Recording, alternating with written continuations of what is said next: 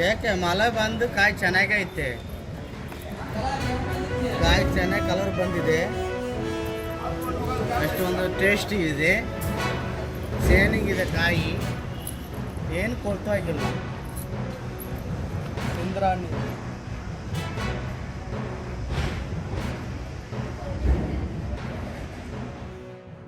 ನಮ್ಗೆ ಇಲ್ಲಿ ಇರೋದಕ್ಕೆ ಏನೋ ಅಷ್ಟು ಪರಿಸ್ಥಿತಿ ಇರೋದಕ್ಕೆ ಬೆಲೆ ಸಿಗ್ತಾ ಇಲ್ಲ. ಬಹಳ ರೈತರು ಸಂಕಷ್ಟದಲ್ಲಿದ್ದೀವಿ. ಉತ್ತಮವಾದ ಬೆಲೆ ಕೊಡ್ತಾ ಇಲ್ಲ ನಮ್ಗೆ. ಬಹಳ ಔಷಧಿ ಹೊಡೆಯಕ್ಕೆ ಬಹಳ ಖರ್ಚು ಬರ್ತದೆ. ಇವಾಗ ತೋಟಕ್ಕೆ ಬೆಲೆ ಬರ್ತದೆ, ಎಲ್ಲ ಕೂಲಿ ಖರ್ಚು ಲೆಕ್ಕ ಹಾಕ್ತಾರೆ. ಬಹಳ ನಮ್ಗೆ ಸಂಕಷ್ಟದಲ್ಲಿದ್ದೀವಿ. ನಮ್ಗೆ ರೈತರಿಗೆ ಬಹಳ ಅನ್ಯಾಯ ಆಯ್ತಾ ಇದೆ. ಇದಕ್ಕೆ ಏನನ್ನ ಮಾಡಿ ನಮ್ಗೆ ಪರಿಹಾರನ ಕಲ್ಪಿಸ್ಕೊಡ್ಬೇಕು, ಒಳ್ಳೆ ಬೆಲೆ ಕೊಡ್ಬೇಕು ಅಂತ ನಾವು ಹೇಳ್ತಾ ಇದ್ದೀವಿ.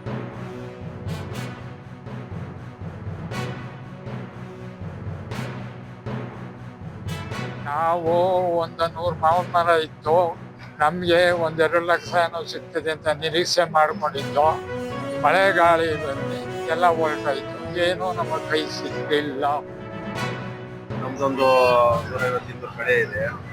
ಮೊನ್ನೆ ಮಳೆ ಗಾಳಿ ಬಂದು ಆನ್ಕಲ್ಲು ಇದಾಗಿ ಕಾಯೆಲ್ಲ ಉದುರುತ್ತಾ ಇದೆ. ಈ ತರ ಇದಾಗಿ ಎಲ್ಲರೂ ಒಂದೇ ಸಾರಿ ತಗೊಂಬಂದು ಹಾಕ್ತಾ ಇರೋದ್ರೆ ರೈಟ್ ಇಲ್ಲ. ಈ ಸಾರಿ ತುಂಬಾ ಲಾಸ್ ಆಗ್ತಾ ಇದೆ ರೈತರಿಗೆ. ಸಂಕಷ್ಟದಲ್ಲಿದ್ದಾರೆ ರೈತರು. ಎಲ್ಲಾ ಕಡೆನೂ ಇದೇ ತರ ಇದೆ. ಮಳೆ ಗಾಳಿ ಮಳೆ ಇದ್ದು ತುಂಬಾ ಲಾಸ್ ಆಗ್ತಾ ಇದೆ. ರೈಟ್ ಇಲ್ಲ ರೈತರು. ಹೂವು ಬಂತು, ಆದರೂ ಕೂಡ ನಮಗೆ ಇಳುವರಿ ಇವತ್ತಿನ ದಿನಗಳಲ್ಲಿ ಓನ್ಲಿ ಒಂದು 20-30% ಅಷ್ಟು ಮಾತ್ರ ಇಳುವರಿ ಇದೆ. ತುಂಬ ಹೀಟ್ ವೇವ್ಸಿಂದ ಎಲ್ಲ ರೈತರು ಎಲ್ಲ ಡ್ರಾಪ್ ಆಗೋಗಿದೆ.